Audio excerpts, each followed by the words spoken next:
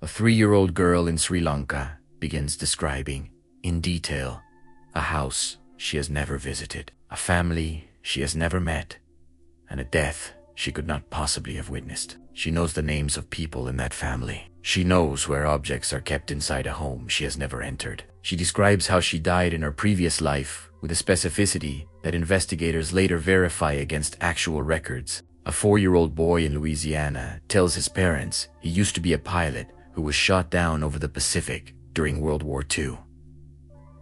He provides the name of the aircraft carrier he flew from. He names a fellow pilot he says he knew. He describes the crash in enough detail that researchers trace the information and find a pilot who died exactly as the boy described, whose name the boy had given, whose family the boy recognizes in photographs he has never seen. A 5-year-old boy in Israel points to a spot on his head and says that is where he was killed in his previous life. He provides the name of the village where he lived, the name of the man who killed him, and details about his previous family. Investigators travel to the village. They find records of a man who was murdered by an axe blow to exactly the location the boy indicated. They find the alleged killer, who eventually confesses. These are not isolated stories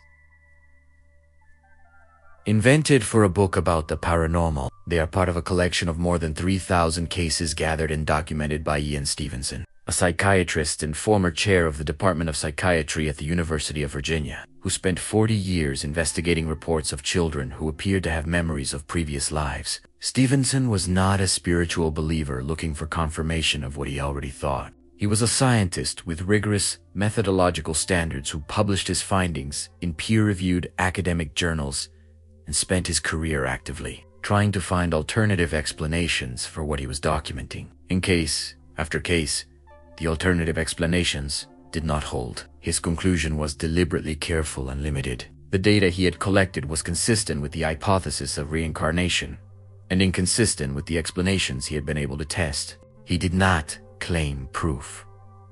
He claimed evidence that the current scientific framework for understanding consciousness was insufficient to explain what he had found. That is a significant statement, and it lands at the center of one of the oldest and most widespread ideas in the entire history of human spiritual life. More than 2/3 of the world's population lives within spiritual traditions that, in some form, accept the idea that the soul does not live only once. This is not a fringe belief.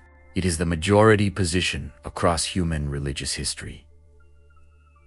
The question is not whether this idea has existed. The question is what it actually means, where it came from, what the most serious frameworks for understanding it actually say, and what it changes about how you understand the life you are living right now. The belief that the soul passes through multiple lives appears in cultures across the world with no connection to each other. Celtic tribes in ancient Europe believed that the soul was immortal and moved between bodies. Certain West African traditions carry detailed understandings of how souls returning to families across generations. Indigenous peoples across the Americas hold various forms of the belief that death is a transition rather than an ending, and that the essential person continues. In the Amazon basin, traditions exist in which a newborn child is carefully observed for signs of which ancestor has returned. The consistency of this belief across unconnected cultures is the same kind of pattern that appeared in the history of spiritual communication. Either every human civilization arrived independently at the same wrong answer,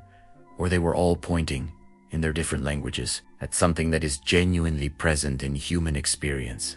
The most elaborate and most ancient theological framework for understanding reincarnation comes from the Hindu tradition, where the concept is woven into the oldest surviving sacred literature in the world. In this framework, the soul, called the Atman, is understood as eternal. The physical body is one temporary vehicle among many. At death, the soul leaves the body and eventually takes another. Conditioned by the karma it has accumulated, the residue of actions, intentions, and choices across all previous lifetimes. This process, called samsara, the cycle of birth, death, and rebirth, continues until the soul achieves moksha, liberation, a state of union with the divine that transcends the cycle entirely. What is important to understand about the Hindu conception of karma is that it is not primarily a system of punishment. It is a system of consequences and learning. The conditions you are born into, the challenges you face, the particular form your life takes. These are understood as precisely calibrated to what your soul needs to experience and learn in this particular stage of its journey. Difficult circumstances are not signs of divine rejection.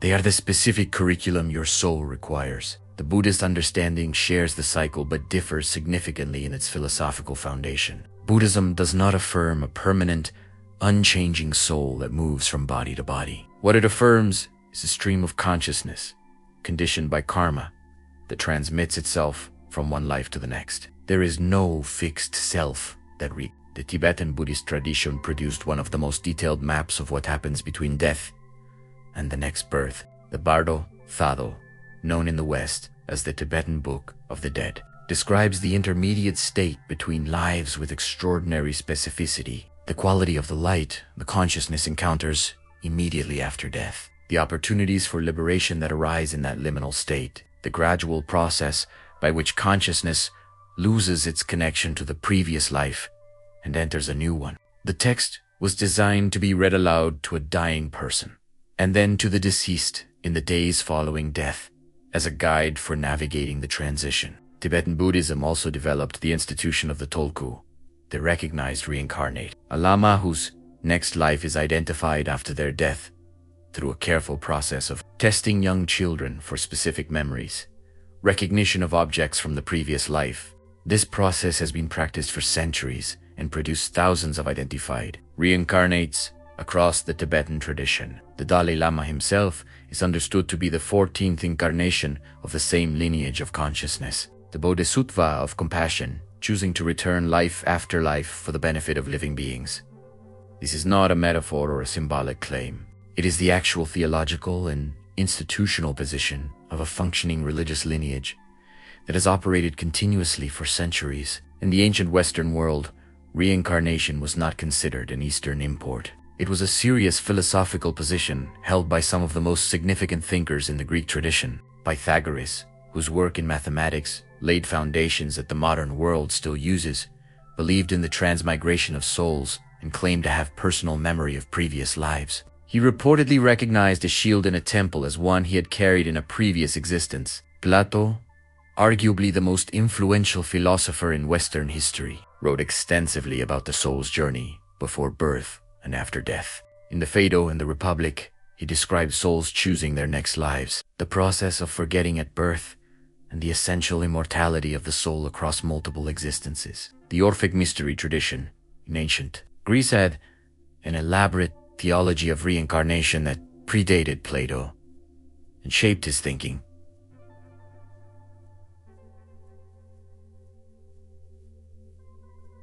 These were not fringe thinkers. These were the intellectual foundations of Western civilization, and they held as a serious philosophical position that the soul lives more than once. What happened to this idea in the Christian world is one of the most significant and least discussed chapters in the history of Western religion. Origen of Alexandria, writing in the 3rd century, was one of the most brilliant and most influential theologians of early Christianity. He wrote voluminously and was read and respected across the Christian world for generations. His doctrine of the pre-existence of souls held that souls exist before birth and enter physical life for specific reasons related to their spiritual condition and their need for development. Some of his writings suggest views closer to full transmigration across multiple bodies. His influence on Christian theology was enormous, and his works were studied widely for centuries. In 553 AD, the Second Council of Constantinople,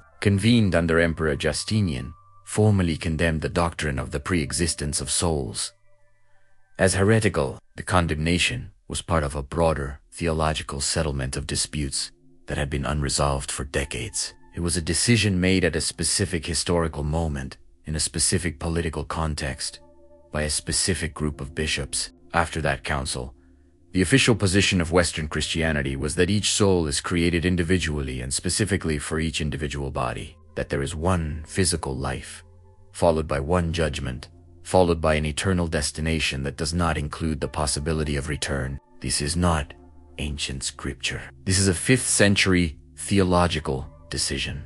Before it was made, The question was open in the Christian world in a way that the subsequent official history rarely acknowledges. After it was made, the door was formally closed on a view that had been held by serious Christian thinkers, and that has roots in the tradition's own philosophical inheritance. What was suppressed did not disappear. It went underground, appearing in Gnostic and mystical currents that the institutional church consistently marginalized, but never entirely eliminated.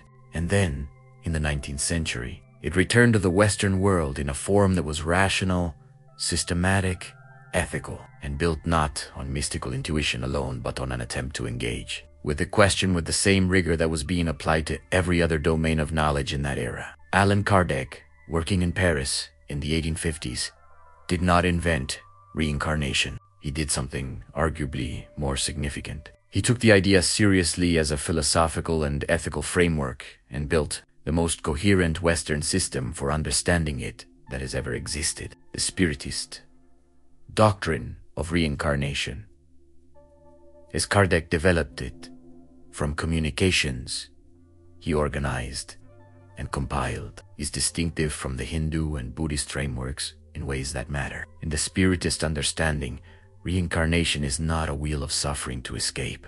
It is a school of progressive learning. The soul incarnates because it needs to, not because it is trapped, not because it is being punished, but because the experiences of a physical life offer something that existence in the spiritual state cannot fully provide. The friction of material existence, the specific challenges of having a body, relationships, needs, limitations, these are the precise conditions under which the soul develops capacities it would not otherwise develop. The soul progresses.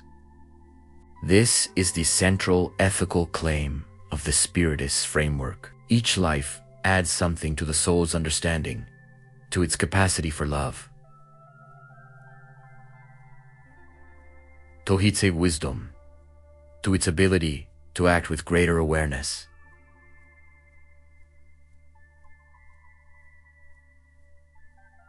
Greater goodness. The direction is always forward, always upward, even when the individual life seems to move in circles or backward. The arc of the soul's journey bends toward growth. The mechanism of karma in the Spiritist framework is understood as opportunity, not punishment. When the Spiritist tradition says that the difficulties of a life are connected to the soul's history, it does not mean that suffering is deserved in a retributive sense. It means that the soul, between incarnations, in the spirit state, reviews what it has lived, understands what remains incomplete, and participates in choosing the conditions of the next incarnation that will allow it to continue its learning. The soul is not condemned. It is guided, and to a significant degree, it guides itself. This is a radically different moral universe from one in which a single life of imperfection leads to eternal consequences. In the Spiritist universe, there is no eternal condemnation. There is only the continuing journey, the continuing invitation to grow, the continuing availability of love from the divine that underlies all of it. Kardec's framework also addresses the question of why we do not remember our previous lives. The forgetting is not an accident. It is, in the Spiritist understanding, a mercy built into the design of incarnation. If you carried into each new life the full conscious weight of everything you had experienced in all previous lives, the accumulation would be unmanageable. The grief, the trauma, the accumulated regrets and losses of hundreds of existences would be impossible to hold, alongside the work of living a new life with full presence. The forgetting allows each life to be lived on its own terms, with freshness, with genuine engagement with what this particular life offers, without the paralysis of too much remembered history. But the soul does not carry nothing forward. What remains, beneath the level of conscious memory, is what the soul has become. The capacities it has developed, the wisdom that has been earned through lived experience across multiple incarnations, the loves that have formed the soul. These come forward not as memories but as tendencies, intuitions, gifts, and the particular quality of the soul's character that no single life could fully explain. This is why certain children seem to arrive with gifts that exceed what their brief years of life could account for. Why certain loves feel immediately like recognition. Why certain places feel like home before you have ever been there. why certain losses carry a grief that seems too large for what this one life alone has given you to lose. In the Spiritist understanding, you have loved before. You have lost before. The relationships that feel most significant in your life may not be accidents of geography and timing. Kardec writes about groups of spirits that incarnate together across multiple lives, drawn to each other by love, by unfinished connection, by the continuation of work begun in other bodies. And other times, the people who have shaped you most profoundly in this life may be souls whose story with you extends far beyond what either of you currently remembers. This idea changes the texture of human relationship in a significant way. Every significant encounter becomes potentially more than it appears.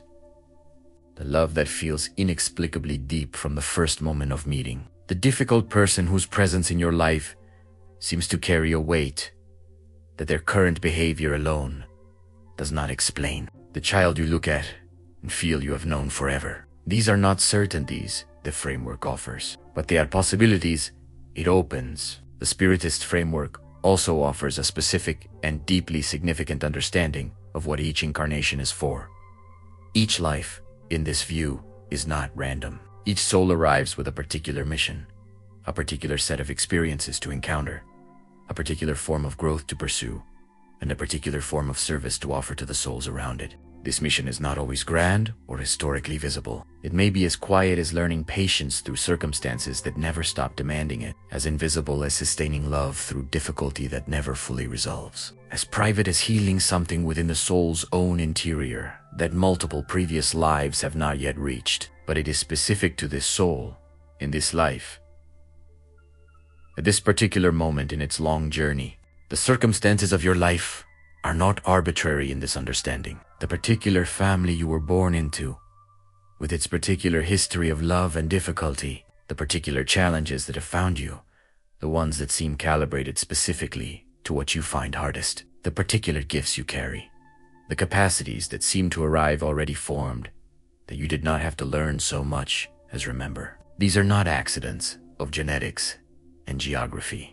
They are the specific conditions that this soul required for this particular stage of its development. This does not make the Spiritist framework a comfortable one in every respect. It does not say that everything that happens to you is deserved or that every difficulty is a clean lesson. Human life is more tangled than any framework can fully organize, and the Spiritist tradition does not claim otherwise. What it claims is that the soul's journey is real, that it is going somewhere, and that the love that underlies all of it, the love that Kardec consistently described as the fundamental law governing all of existence, does not abandon any soul at any stage of that journey, no matter how long the journey takes. The scientific investigation of reincarnation, pioneered by Stevenson and continued by researchers at several universities, does not confirm the Spiritist framework specifically. It does not confirm any framework specifically. What it does is produce data that demands a more sophisticated understanding of consciousness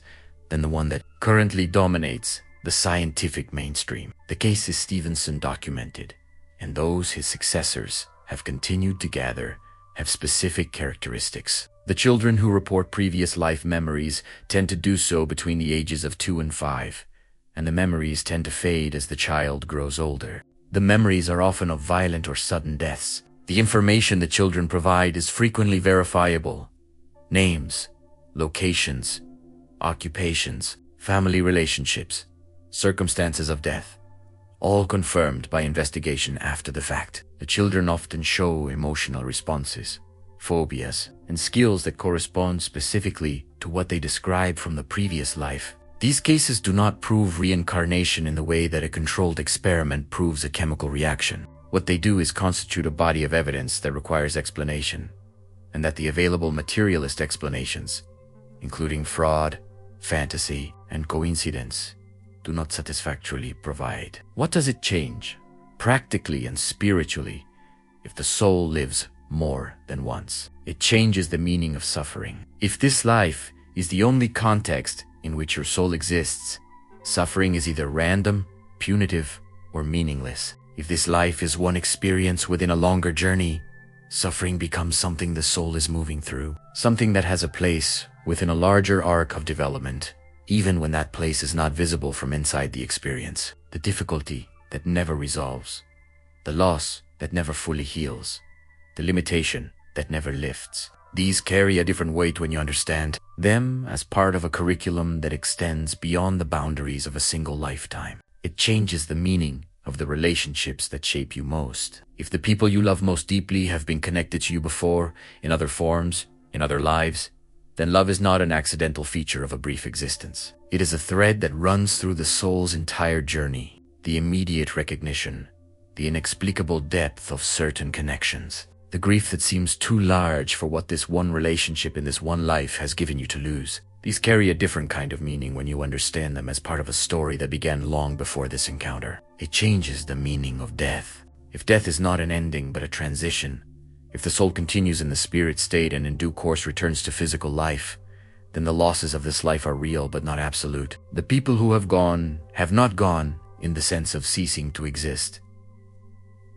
They are in another stage of the same journey. The love between you has not been erased. It persists across the boundary that death creates, and it changes the most fundamental question of all, we am here. In the spiritist view, you are here because you needed to be guided by the accumulated wisdom of your own soul's history, and by the care of those who guide your journey. You are here to learn something specific, to offer something specific, to develop something specific within the soul that this particular life is uniquely positioned to provide. The life you are living is not an accident. It is a chapter in a story that began long before you arrived and will continue long after this body is finished. That is not a reason for passivity.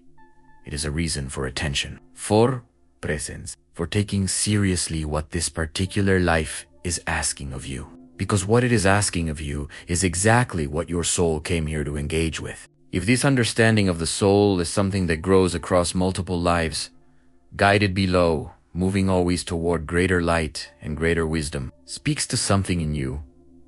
The ebook, Reconnecting with Your Divine Essence, was written for exactly this kind of exploration, not as a system of answers, but as a companion for the interior work of understanding who you actually are, at the level that neither this life nor any single life can fully contain. The link is in the description.